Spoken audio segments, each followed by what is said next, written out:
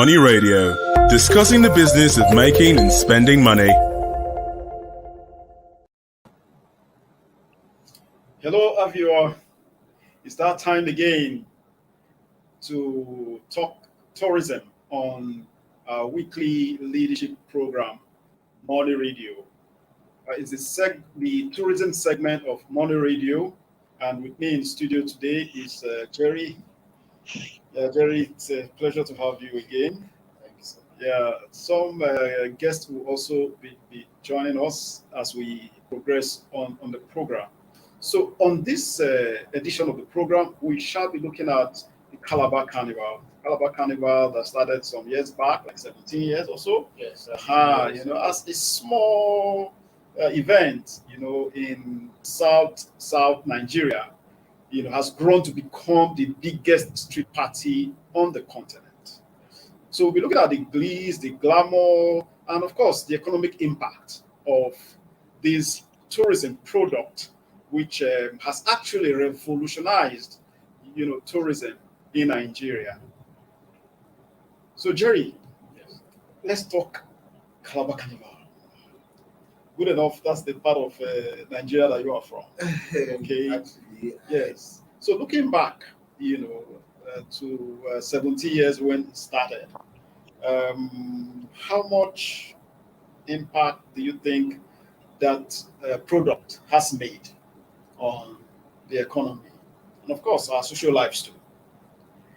Yes. Calabar Carnival started in 2004. Yeah. It was started by the then governor of the state, Donald Duke. Donald Duke. Yeah. Very innovative, very creative. And over the years, the show has grown. Yeah. It has, as a matter of fact, sometime in 2000, according to statistics, Yeah. in 2008, it drew about 2 million, revelers, fun lovers, and Tourists. Yeah. And as well as 25, some states in the country, Yeah. about 25 states, Okay. have taken part in, yearly, carnival, and a lot has happened. Glamour, the Glitz, the beauty, and that attracted a lot of people from outside the country as well. So the carnival has, for now, as of last year, Yeah. it wasn't held due to COVID. Of course. But Yes. I'm hoping that this year it will hold, and it will still sustain the tempo, and the glamour will still be sustained. Okay. So we will connect you now to one of our guests who's on standby, and is a player in the industry and has a word of knowledge, to share with us on this program today. Yeah, Mr. Moore, it's good to see you again. Good to see you too. Yeah, good to have you. Yeah, thanks for having me. I'm glad to be here with you guys once again. Yeah. So today we are talking Calabar Carnival. After 17 years, what is your thought on the impact the carnival has had on our socio-economic space, in Nigeria? Okay, I would say the Calabar Carnival has actually had its own fair share of impact on Nigeria's socio-economic space, because it has been able to put Cross River State and Calabar in particular on the world tourism map. But via the carnival, of course, like you said earlier, the carnival is tagged as the biggest street party in Africa, of course, attracting millions of people from across the world into Calabar at that particular time of the year in December. Yeah, so I would say it has been able to put. I mean, it's one of the contributing destinations that has made Nigeria some sort of tourist destination in the world. Yeah. Right. So now let's talk specifics. Infrastructure, the core beneficiaries of the carnival, landlords, hotel owners, transporters, food vendors, and so on and so forth. Yeah, it impacts a whole lot, because where you have, imagine a million persons, a million people rather, thronging into a state for a month for a carnival. As a matter of fact, from experience, by now all hotels in Calabar are fully booked. By now, you may not be able to get any space in terms of accommodation in Calabar by this time. And so during that's pre-COVID-19. But now we had a 1 year gap in between. That was 2020. That was the carnival did not hold because of the COVID, and now the preparation is up again for the carnival to come. So we expect, we may not get the same number like it used to be pre-COVID, but we also expect that a good number of people will throng into Calabar this period. But even at that, there's so much expectation that hotels will be fully booked. I mean, it's an all-day, all-night event, so food everywhere. I mean, it makes a lot of impact. People are selling their stuff. Even private residences are giving up their accommodation, their houses, to host guests pre-COVID. So give or take, we might be having similar experience this year, or just the hotels. But I know that there's going to be a lot of traffic coming into Calabar for the carnival. So it's a month of fantastic business activities for residents and visitors in Calabar. Okay, Sean, we'll come back to you shortly so that you tell us the level of private sector involvement in the carnival. Meanwhile, Jerry has a question. Okay. Talking about infrastructure, particularly, can you share with us what the of the Obudikato Ranch? Yeah. Can you share with us the level of infrastructure, how the place is? Because I remember sometime in 2016, yes, I was with you on a tour to the ranch. So, what is the state of the infrastructure there now as it is? At the ranch, you mean at the ranch? Yes, at the ranch. Well, the ranch is in a very good state, I must say, because prior to this time, you get sometimes you hear the cable car isn't working, the facilities are this and that, and I keep telling people, you see, when you go off peak season, certain things may not function for you, but December is a peak period and the facilities are up and running. As we speak, I can tell you boldly to say that the facilities in Obudu Mountain Resort is at 100% functional rate, and everything is working very, very fine. Of course, before now, there has been constant maintenance work, management changes, and all of that going on. But then, because these are things that should be there, and of course, the government is preparing for December when people will throng the resort and other places. So infrastructure-wise, I can tell you on the resort, I can tell you that it's fantastic. It's ready to receive tourists on the mountain resort. Yep. Okay, yeah, thank you, Mo. Then now the key features of the carnival. Of course, we have the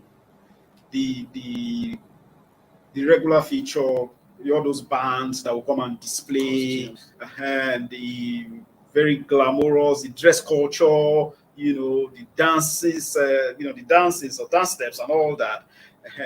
Then I also know that Tinapa was supposed to be a feature of that carnival. They're supposed to have the shopping malls, So, how are those facilities looking now? Especially the Tinapa shopping. Yeah. All right. Let me start with the Tinapa. You see, sadly, Tinapa, when we had a vacation for the Calabar Carnival in 2019, Tinapa played host to tourists, over 85 tourists on that trip, and we stayed at Tinapa resort. But sadly, when during the NSAS protest and all of that. You recall that there were lots of pockets of protest across some parts of the country. And sadly to say that Tinapa has now lost its glory. Tinapa has been vandalized, completely vandalized.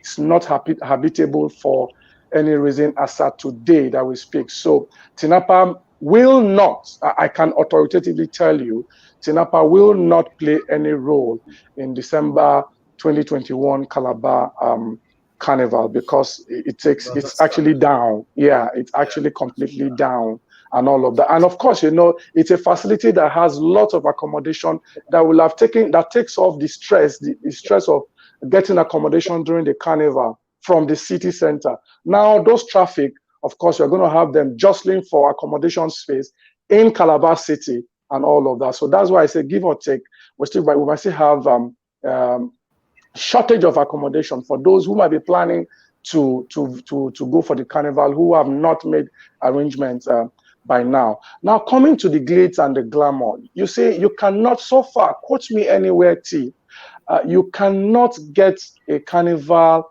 of that esteem, that extent in Nigeria. Calabar Carnival is tagged Africa's biggest street party.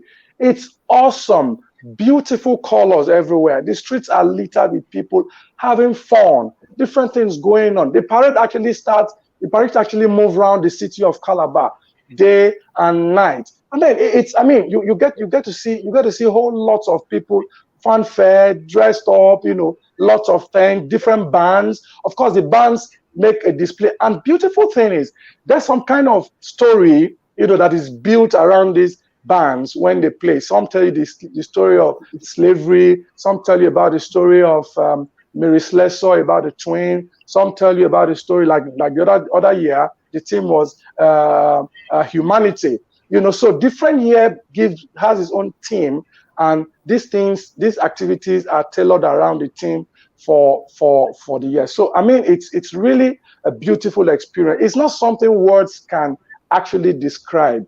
Pictures are not really doing justice to this, but for people really need to visit Calabar to experience it. Thanks, Mr. Moore. Now, tell us the level of private sector involvement. Because we've come to this conclusion in this country that nothing really works with government. Okay, but the Calabar Carnival has, actually changed that narrative. Is it still a government affair, or we have a huge private government in that event? Calabar Carnival is still largely a government affair, but I think the Calabar Carnival Commission, tries to bring in private individuals like artists, for performances. They involve some other individuals who are interested, who are in tune with what goes on at the carnival. So, but basically, management, operation, coordination, everything is still very much largely state government. We as store operators, that is where I think that is one vacuum that the management, the commission really needs to figure out, because you need to involve people you don't rely on the fact that you get tons of people coming in and you rest on those hours. You need to get the key players who are drivers of traffic, to come into play and get these things going on. So I can tell you, the tour operators, the travel agencies, and a lot of tour operators and travel agencies are not really keen into these things yet, because they feel like, of course, certain things go into it, maybe incentives or what. But then the thing is, we believe that you get to get involved. Along the line, some things will fall in place, and what will come will come. But then the bigger goal for us is to project tourism in Nigeria, and the Calabar Carnival has presented a tremendous opportunity for us to change that narrative of Nigerian tourism on the world map and on the world space. Yeah, so private individuals really need to get more involved, and that will not happen if the Calabar Carnival Commission do not really plunge out and expand their net. It's still some kind of enclosed, but they really need to expand that net to get more people involved and get this whole thing going on an annual basis, and very much. I look forward to a point where every state in Nigeria is represented. Just one last question before we go on a break. So how does the government recoup its investment in that carnival? Or is it still some free gift, so to say? Yeah. I would to a great extent. I would say I think the state government gets money more from, you would say, taxes or whatever revenues they get from people who are running businesses, because the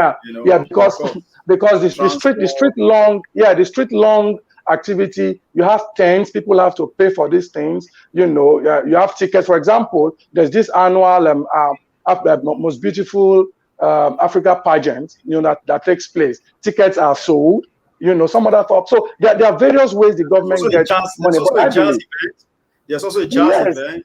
Event different. There's the children's carnival, there's the cultural carnival, there's the main carnival, there's the international carnival, where you have international performances, along. So all of these things attract some kind of fee for people to partake in terms of tickets and be part of it. And it's sure always a fantastic experience being there. So the government definitely generates money. But I think if there are more private involvement in this activity, if they expand the scope, there'll be more revenue coming in for the government, and in the better interest of tourism in Nigeria, we'll all smile for it. All right. Thank you, Mr. Mark Moore, for your insights. We've been having a lot of fun, with the knowledge he shared with us. I was going to ask, hello, are you still there, Mr. Moore? Yeah, I'm with you. Okay. For this year, 2021, do you foresee a huge turnout, as it were, in view of the pandemic?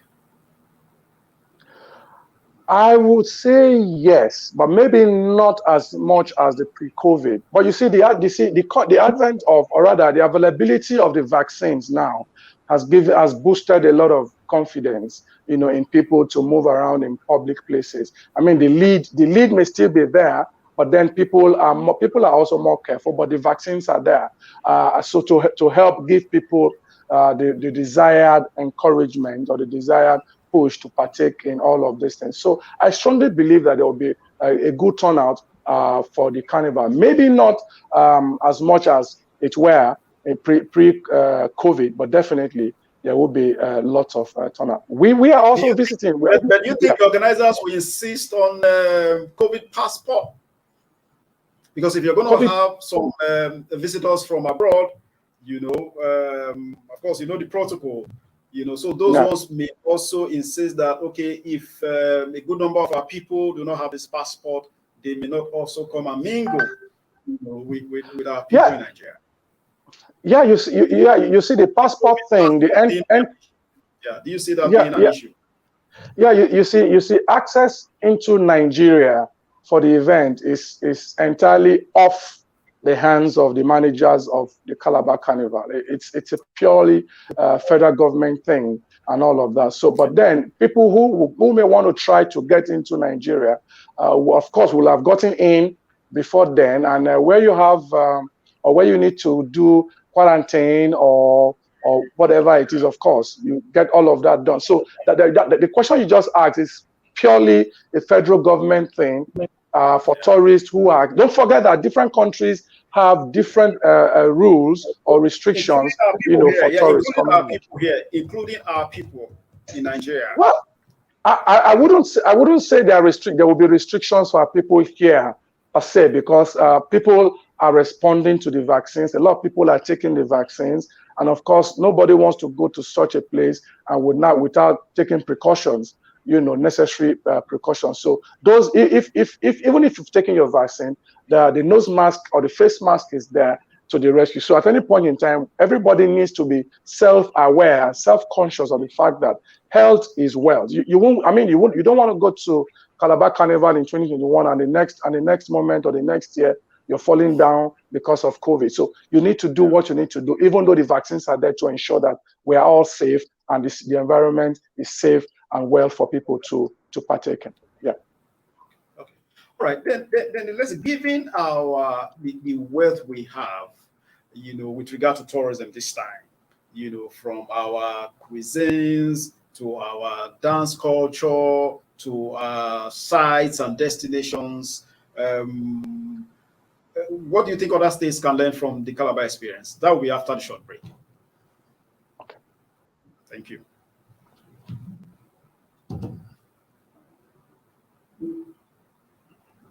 Yeah, so Jerry.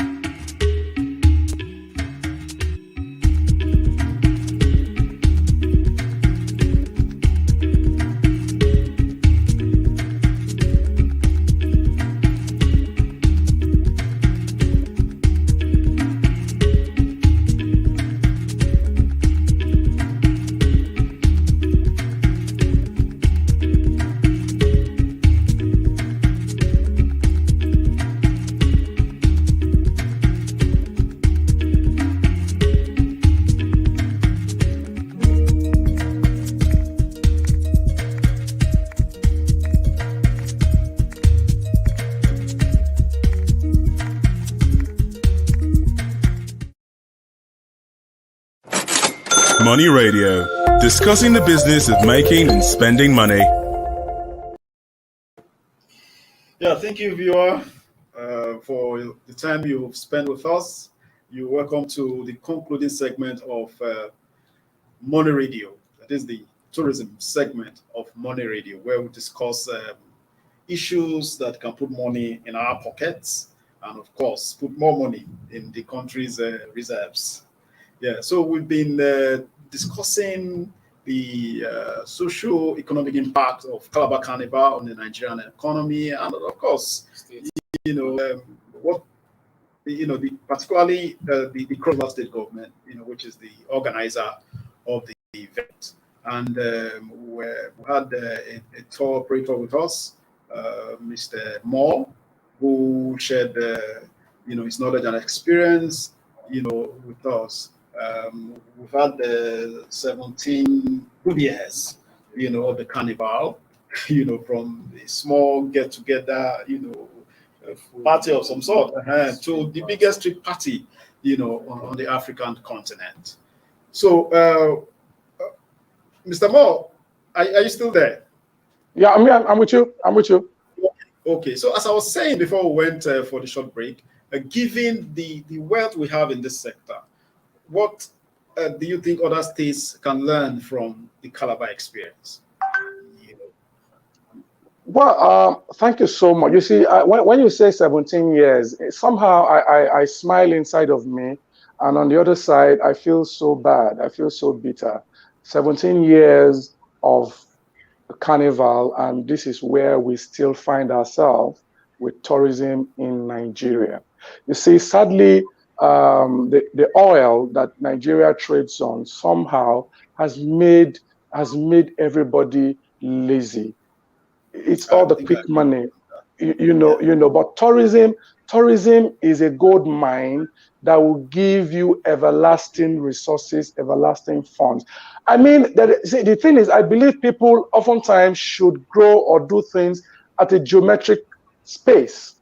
17 years of Calabar Carnival and is still domiciled only in Calabar. There was an attempt to have the Abuja Carnival sometime. Flip flop. Tomorrow you don't hear about the Abuja Carnival. You try to hear the Port Harcourt Carnival at some point. But you see, the thing is, there has to be a will. There has to be a good deal of investment. There has to be a great deal of promotion. It's all about people know. You see, tourism is one thing that I strongly believe will take Nigeria out of the doldrums we are currently in.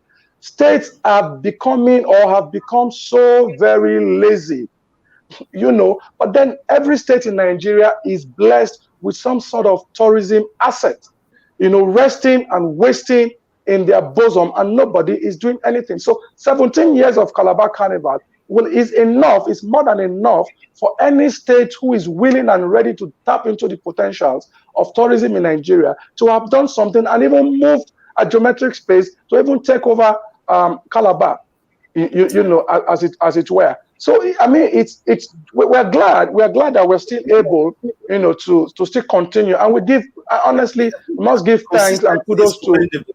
Yes, the exactly. consistency is commendable. Yes. The problem, yeah, and we must give kudos and thanks to Mr. Donald Duke, the former governor, who actually, you know, had this foresight. Those are the kind of people we want to push the tales, the stories of tourism in Nigeria. Those are the people who see that, look, beyond oil, there's something much more that can give you a name, that can give you wealth, create wealth for you. And for, I mean, Nigerians walk around the clock.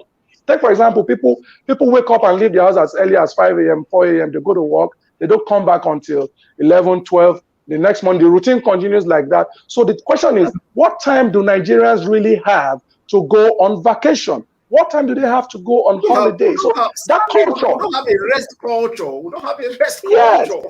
Yes, so that is what needs to be built. And frankly speaking, that is what we are trying to do in our own little space, to see that people are able to plan for vacation. I mean, for example, the December vacations, we started marketing and selling up since May, June, and we have quite a couple of people signed up already for the trip. So people are able to plan ahead their vacations, and they're able to make their payments, in bit without being heavy on them. That is the way to go. So all other states needs to wake up.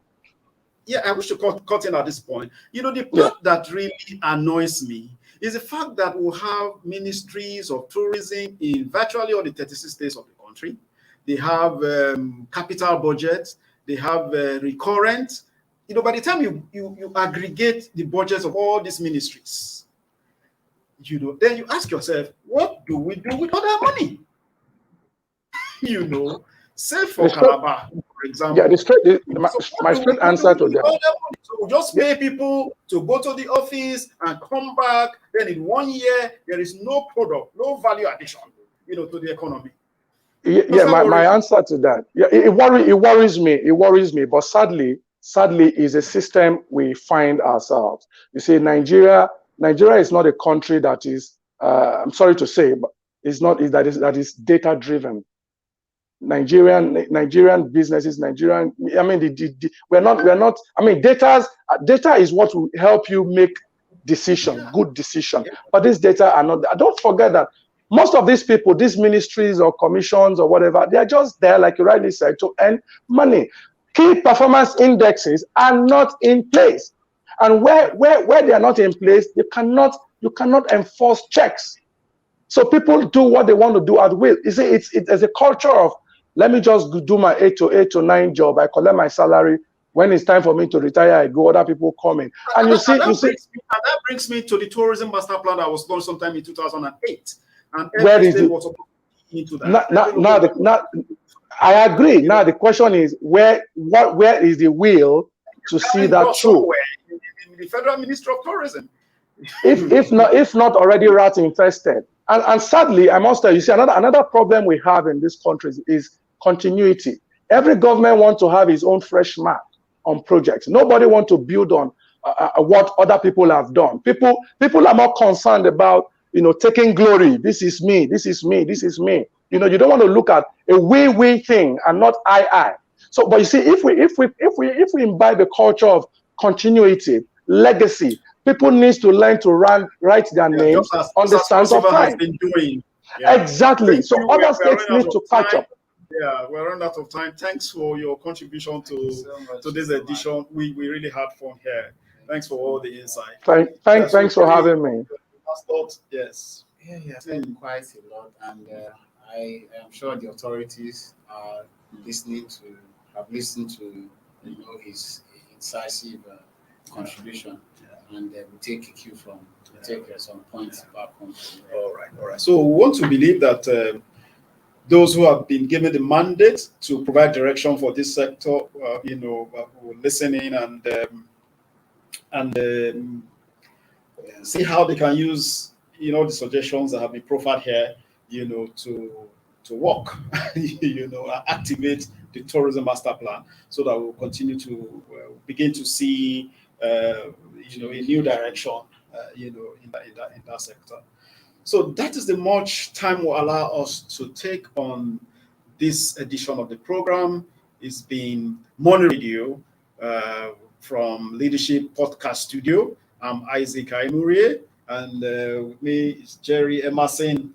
We look forward to having you again soon. Thank you.